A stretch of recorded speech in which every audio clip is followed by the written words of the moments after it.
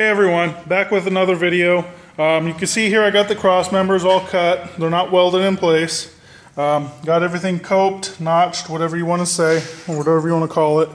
I used my porter cable chop saw over here, just the abrasive chop saw, to cope the ends. I tried using some bimetal hole saws and that didn't work out too well on my drill press. I just didn't have a good enough way to clamp them down. So hopefully in the near future I'll be getting a tubing notcher, a good one. Anyway, I've got everything clamped down.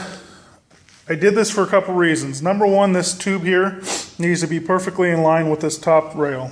So that's one reason. The second reason is this tubing, no matter what, because of its, especially because it's so thin wall, it's going to tend to bend and stuff. When you get it from the steel supplier, they've had it sitting on racks. When they clamp it down or strap it down on their trucks, you can get small little bends here and there. So I'm dealing with some of that.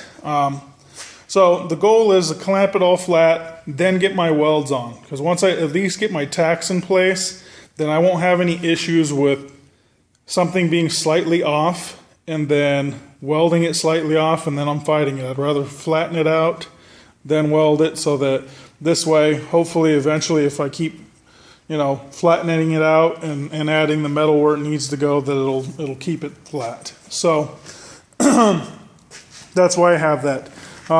One thing I wanted to point out, now that I brought up the fact that the metal's bent, when you put these cross tubes in, never assume that those are straight. Okay, like this one here is really bent. I have it lined up here on the mark. I squared it up with this outside tube, and we're about 1/4 of an inch off over there. Now some of these, like this one here, is a little bit off as well, but not nearly as bad as this one. So I'm going to tack on this side, then I'm going to try to get everything straightened out on that end and go from there. So anyway, I'm going to be using my Everlast PowerTIG 210 EXT to weld all this stuff up. Great machine.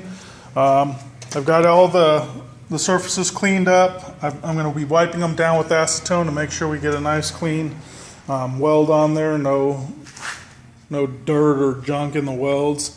So sit tight, I'll be right back. Once I get everything all welded up, we'll go from there. So talk to you guys in a second. Okay, so all the pieces are welded in. I've got the bottom sitting here on the top of the truck. You see I'm using these little cheapo levels.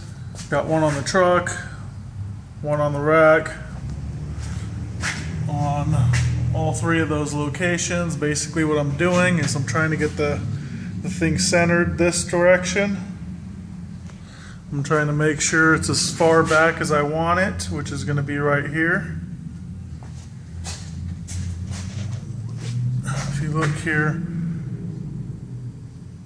looks like it's pretty much centered left to right.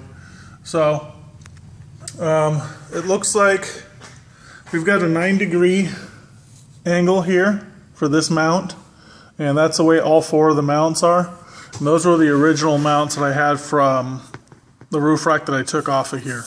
So that's 9 degrees. What I'm thinking about doing is just taking a piece of plate, drilling those holes, bolting it down, then taking the 1-inch tube, 90-degree cut, so it comes up at a 9-degree angle, which will bring it out more towards the edge of this. And then I've got to fab up a little floor type mount on the bottom of this bottom section of the rack on all 4 sections, so that it can bolt together up here as well as down here. The reason why I'm going to have it bolt together there too is because this is only going to be maybe about, I've got to figure it out, maybe about 3/4 of an inch off the highest point of the roof. So I want to be able to, because there's going to be expanded steel up here, and it's really small expanded steel.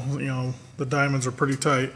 So I'm going to need to be able to unbolt this thing without messing with any of the water silicone seal that I have here, so that I can clean underneath there when necessary. Anyway, that's going to take me a little bit to figure out, so I'm going to stop this video after I show you the expanded steel. This is the first section of it. I'm running the diamonds. This would be front to back, this direction. This was cut so that it sits on one of the cross members right dead center, and then I've got a graft on another piece that'll finish it out.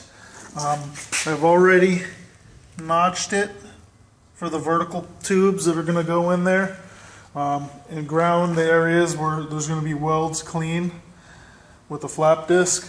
So now I just got to work on the foot design and make sure the feet, attach to that evenly and properly before I attach the expanded steel. And also what I need to do is I need to get the vertical pieces in here. This front one doesn't really matter too much, but the vertical piece here, there's 4 along the back and then 1 on each side right here that need to be absolutely in there before I can weld the expanded steel into place. Otherwise I'll never be able to get a complete weld all the way around the tubing. So that's it for this video. Like always, subscribe, comment, like. I'm going to sit here and try to figure out this foot design, and I'll get back to you guys in another video once I've got all that figured out. So thanks for watching. Yeah, check out alvarezmetalworks.com. Go like us on Facebook. The links are all down in the description.